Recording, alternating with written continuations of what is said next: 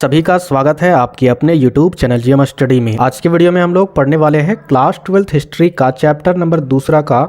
पिछले वीडियो में मैंने कुछ क्वेश्चन करवा दिए थे, बाकी बचे आज की वीडियो में सारे क्वेश्चन एमसीक्यू क्वेश्चन खत्म कर देंगे। इसके बाद फिर जितने भी एमसीक्यू क्वेश्चन है वो सारे कंप्लीट हो जाएंगे, ठीक है।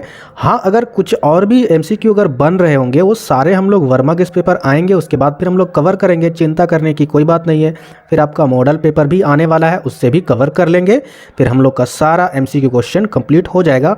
तो वीडियो को जरूर देखिएगा, पूरा देखिएगा, धैर्य रख के अगर अभी आप पढ़ रहे हो 100% रिजल्ट के दिन आपको अच्छा लगने वाला है, आपका नाम रोशन होने वाला है। तो चलिए पहले प्रश्न से स्टार्ट करते हैं। यहाँ पर आपको नजर आ रहा होगा क्वेश्चन नंबर 23 से, क्योंकि पिछली वीडियो में मैंने क्वेश्चन नंबर 22 तक कंप्लीट कर दिया था। तो यहाँ पर देखिए क्वेश्चन नंबर 23 क्या है। अभिज्ञान शाकुंतलम के रचनाकार कौन है? कालिदास, बाणभट्ट, अश्वघोष या फिर कौटिल्य। अगर आप लोग आंसर जानते होंगे तो कमेंट बॉक्स में जवाब देते जाइएगा। मैं बार बार वीडियो में बोलता हूँ कि कमेंट बॉक्स में आंसर देना है, लेकिन आप लोग आंसर नहीं देते हो। इसका मतलब यही है कि आप लोग कंबल ओढ़कर सोकर वीडियो को देखकर बस एंजॉय लेते हो। आप प्लीज़ बैठकर कॉपी किताब निकाल कर पढ़िए, यकीनन आपको ये बहुत बेनिफिट होगा। आप क्यों नहीं समझ रहे हो मेरी बात को? तो यहाँ पर देखिए क्वेश्चन नंबर 23 है, उसका आंसर क्या होगा? तो उसका जो आंसर है वो है आपका ऑप्शन नंबर ए यानी कालिदास। चलिए दूसरे क्वेश्चन की ओर बढ़ते हैं। यहाँ पर देखिए दूसरा क्वेश्चन क्या है। प्रयाग प्रशस्ति का संबंध किस गुप्त शासक से है? चंद्रगुप्त, समुद्रगुप्त, स्कंदगुप्त या फिर चंद्रगुप्त विक्रमादित्य। तो बताइए इसका उत्तर क्या होगा? तो देखिए 24 नंबर का जो उत्तर है वो है आपका ऑप्शन नंबर बी समुद्रगुप्त। आगे देखिए यहाँ पर 25 नंबर क्वेश्चन क्या है। प्राचीन भारत में अभिलेख की शुरुआत किस शासक ने की? चंद्रगुप्त मौर्य, अशोक, चंद्रगुप्त, समुद्रगुप्त। तो देखिए इस प्रश्न का जो उत्तर है वो है आपका ऑप्शन नंबर बी अशोक। आगे बढ़ते हैं next 26 number question. 26 number question क्या है। किस शासक को प्रियदर्शी कहा गया है? किस शासक को प्रियदर्शी कहा गया है? अशोक, समुद्रगुप्त, चंद्रगुप्त या फिर बिंदुसार। तो क्वेश्चन नंबर 26 का जो उत्तर है वो है आपका ऑप्शन नंबर ए यानी अशोक। आगे बढ़ते हैं क्वेश्चन नंबर 27। तो क्वेश्चन नंबर 27 क्या है, ध्यान से देखिएगा, बहुत ही इंपॉर्टेंट ये क्वेश्चन है। इस प्रकार के भी क्वेश्चन पूछे जाते हैं, कथन वाले क्वेश्चन, याद रखिएगा। थोड़ा सा टफ रहता है लेकिन एग्जाम में आते जरूर है। देखिए ये कथन बी यानी कोई इंसान बी है, वो क्या बोल रहे हैं कि कौटिल्य का अर्थशास्त्र मौर्यकालीन इतिहास की जानकारी का एक प्रमुख स्रोत है। दूसरा यहाँ पर देखिए आदमी आर है, यानी वो आदमी आर का क्या कथन है? कौटिल्य चंद्रगुप्त मौर्य का प्रधानमंत्री था। अब यहाँ पर ऑप्शन को ध्यान से देखते हैं। ए और आर दोनों सही है तथा आर ए की सही व्याख्या है। अब ऑप्शन नंबर बी क्या बोल रहा है? ए एवं आर दोनों सही है परंतु आर ए की सही व्याख्या नहीं है। तीसरा नंबर क्या है? ए सत्य है परंतु आर असत्य है। चौथा क्या है? ए असत्य है परंतु आर सत्य है। तो इस तरीके से अच्छे से आपको ऑप्शन पढ़कर डिटेल से आपको आंसर देना होगा। तो देखिए 27 नंबर का जो उत्तर है वो ऑप्शन नंबर ए है। ऑप्शन नंबर ए में क्या बोल रहा है जरा देख लेते हैं एक बार और। ए एवं आर दोनों सही है। जी हाँ, ए एवं आर दोनों सही है, क्योंकि कौटिल्य का अर्थशास्त्र मौर्यकालीन इतिहास की जानकारी का एक प्रमुख स्रोत 100% है। और आर का जो कथन है कौटिल्य चंद्रगुप्त मौर्य का प्रधानमंत्री था, ये भी 100% सही है। तो दोनों सही है तथा आर ए की सही व्याख्या करता है, यानी जो आर का कथन है वो ए की सही व्याख्या 100% करता है। आगे बढ़ते हैं क्वेश्चन नंबर 28 की ओर। कथन बी। तो कथन बी यानी एक आदमी बी है, वो क्या कहते हैं? मैगस्थनीज बिंदुसार के दरबार में भारत गया। तो कथन बी क्या है? मैगस्थनीज ग्रीक था। अब यहाँ पर ऑप्शन को देख लेते हैं। ए एवं आर दोनों सही है तथा आर ए की सही व्याख्या है। दूसरा ऑप्शन क्या है? ए एवं आर दोनों सही है परंतु आर ए की सही व्याख्या नहीं है। तीसरा क्या है? ए सत्य है परंतु आर असत्य है। चौथा क्या है? ए असत्य है परंतु आर सत्य है। तो देखिए 28 नंबर क्वेश्चन का जो उत्तर है वो है आपका ऑप्शन नंबर डी, ए असत्य है परंतु आर सत्य है। यानी मैगस्थनीज बिंदुसार के दरबार में भारत गया था, ये आपका गलत है, लेकिन ये जो मैगस्थनीज ग्रीक था ये सही है। चलिए आगे बढ़ते हैं 29 नंबर क्वेश्चन। 29 नंबर क्वेश्चन क्या है? मौर्य काल के टकसाल का प्रधान कौन था? कोषाध्यक्ष, दूसरा आपका मुद्राध्यक्ष, तीसरा आपका पांड्याध्यक्ष, चौथा आपका लक्षणाध्यक्ष। तो बताइए इस प्रश्न का भी जवाब अगर जानते हो तो कमेंट बॉक्स में जरूर दीजिएगा, क्या होगा इसका आंसर? तो यहाँ पर देखिए इसका उत्तर होगा ऑप्शन नंबर डी लक्षणाध्यक्ष। आगे देखिए 30 नंबर क्वेश्चन, पतंजलि के महाभाष्य से किसकी जानकारी मिलती है? मौर्य काल की, गुप्त काल की, कुषाण काल की या इनमें से सभी? तो क्वेश्चन नंबर 30वां का जो उत्तर है वो है आपका ऑप्शन नंबर ए, मौर्य काल की। आगे बढ़ते हैं क्वेश्चन नंबर 31। तो यहाँ पर देखिए क्वेश्चन नंबर 31 क्या है? धम्म महामात्रों को किसने नियुक्त किया? चंद्रगुप्त मौर्य, अशोक, कनिष्क या फिर बिंदुसार? तो क्वेश्चन नंबर 31 का जो उत्तर है वो है आपका ऑप्शन नंबर बी, अशोक। आगे देखिए यहाँ पर 32 नंबर, अर्थशास्त्र एवं इंडिका से किस राजवंश के बारे में जानकारी मिलती है? पहला ऑप्शन आपका मौर्य, दूसरा आपका गुप्त, तीसरा आपका कुषाण, चौथा आपका सातवाहन। तो बताइए इस प्रश्न का उत्तर क्या होगा? तो देखिए इस प्रश्न का उत्तर होगा मौर्य, याद रखिएगा। आगे बढ़ते हैं 33 नंबर क्वेश्चन, एलोरा में कैलाश मंदिर किस राजवंश से निर्मित कराया गया है? चोल, पल्लव या फिर चालुक्य या फिर राष्ट्रकूट?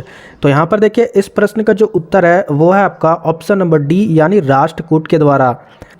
34 नंबर क्वेश्चन क्या है? 16 महाजनपदों में सबसे शक्तिशाली महाजनपद कौन सा था? मगध, अवंती, कौशल या फिर गांधार? तो बताइए, जरूर इसका आंसर आप लोग जानते होंगे। ये थोड़ा सा सिंपल क्वेश्चन है और इम्पोर्टेंट भी एग्जाम के लिए।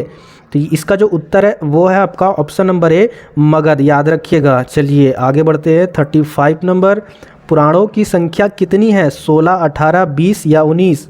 तो इसका उत्तर क्या होगा? 18। आगे देखिए यहाँ पर 36 नंबर क्वेश्चन क्या है? अर्थशास्त्र के लेखक कौन है? वाल्मीकि, मनु, कौटिल्य या चाणक्य, उसी को बोला जाता है, या फिर वेद व्यास? तो बताइए क्या होगा इसका उत्तर? तो ये सभी को जानते हैं कि इसका उत्तर क्या होगा? चाणक्य होगा। इन्हीं के द्वारा ही अर्थशास्त्र की रचना हुई थी। आगे देखिए यहाँ पर 37 नंबर क्वेश्चन, वज्जी को सामाजिक ग्रंथों में कहा गया है? गणसंघ, गणतंत्र, राजतंत्र या फिर इनमें से सभी? तो क्वेश्चन नंबर 37 का जो उत्तर है वो है आपका ऑप्शन नंबर बी, गणतंत्र। आगे देखिए यहाँ पर 38 नंबर क्वेश्चन क्या है? जनपद शब्द का शाब्दिक अर्थ क्या है? जहाँ लोग अपना घर बनाते हैं, जहाँ लोग मवेशी रखते हैं, या ए और बी दोनों, या इनमें से कोई नहीं?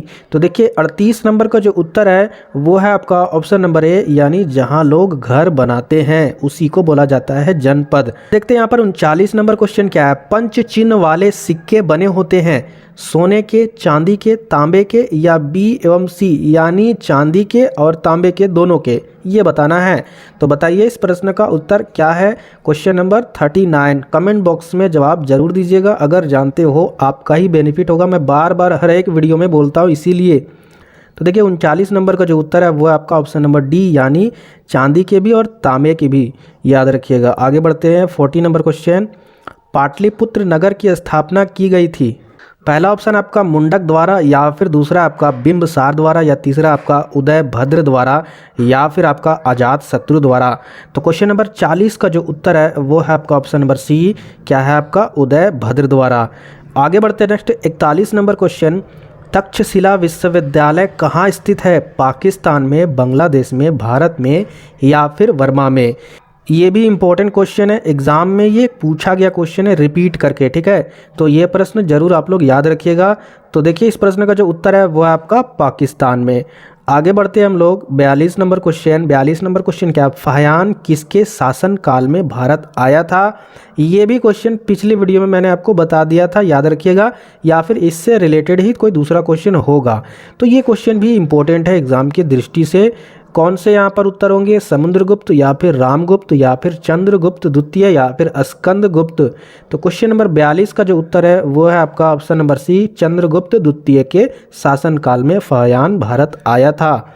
आगे बढ़ते हैं नेक्स्ट, भारत का नेपोलियन किस शासक को कहा जाता है? अशोक, समुद्रगुप्त, अकबर या फिर चंद्रगुप्त मौर्य? तो देखिए क्वेश्चन नंबर 33 का जो उत्तर है वो है आपका ऑप्शन नंबर बी, समुद्रगुप्त। आगे बढ़ते हैं 44 नंबर क्वेश्चन, कनिष्क का राज्यारोहण कब हुआ था? 48 ईस्वी में, 78 ईस्वी में, 88 ईस्वी में या फिर 98 ईस्वी में? तो बताना इसका उत्तर अगर जानते हो। तो देखिए 44 का जो उत्तर है वो आपका ऑप्शन नंबर बी, 78 ईस्वी में। आगे बढ़ते हैं 45 नंबर क्वेश्चन, मौर्य साम्राज्य का प्रथम शासक कौन था? ये भी बहुत सिंपल क्वेश्चन है और एग्जाम में कई बार रिपीट करके पूछा गया। ये लगभग 2 से 3 बार एग्जाम में रिपीटेड क्वेश्चन है। बिंदुसार, चंद्रगुप्त मौर्य, अशोक या फिर महेंद्र? तो सिंपल इसका उत्तर है चंद्रगुप्त मौर्य। आगे बढ़ते हैं 46 नंबर क्वेश्चन क्या है? मेगास्थनीज कौन था? यात्री, व्यापारी, राजदूत या फिर गुलाम। तो 46 का जो उत्तर है वह आपका ऑप्शन नंबर सी यानी राजदूत। 47 नंबर क्वेश्चन क्या है, धम्म की शुरुआत किसने की थी? चंद्रगुप्त मौर्य, चंद्रगुप्त विक्रमादित्य या फिर अशोक या फिर कनिष्क। तो देखिए इसका उत्तर क्या होगा, अशोक होगा। ठीक है, ऑप्शन नंबर सी 47 का उत्तर। आगे बढ़ते हैं, इस वीडियो का सबसे लास्ट और इस चैप्टर का भी ये लास्ट क्वेश्चन है। तो क्या है आपका 48 नंबर क्वेश्चन, मौर्य साम्राज्य का तृतीय शासक कौन था? मौर्य साम्राज्य के तीसरे शासक कौन थे? अशोक, बिंदुसार, चंद्रगुप्त मौर्य या फिर महेंद्र। उत्तर आपका अशोक। ये थे आपके चैप्टर नंबर दूसरा से जितने भी इंपॉर्टेंट एमसीक्यू क्वेश्चन थे, मैंने आपको हर एक तरह से करवा दिए हैं। ठीक है, बाकी बचे जो भी एमसीक्यू क्वेश्चन होंगे चैप्टर वाइज आप चिंता मत कीजिए, आने वाले टाइम में भी आपको जो भी बुक अवेलेबल है यानी जो भी इंपॉर्टेंट बुक है जैसे कि वर्मा गेस्ट पेपर, उसके बाद फिर आपका आ जाता है मॉडल पेपर, ये सारे चीज़ से आपका सभी क्वेश्चन आपको कवर करवाएंगे। चिंता करने की कोई ज़रूरत नहीं है, बस आपको रेगुलर अपने पढ़ाई को ध्यान में रखते हुए पढ़ना है। आज की वीडियो में इतना ही, तब तक के लिए जय हिंद, जय झारखंड।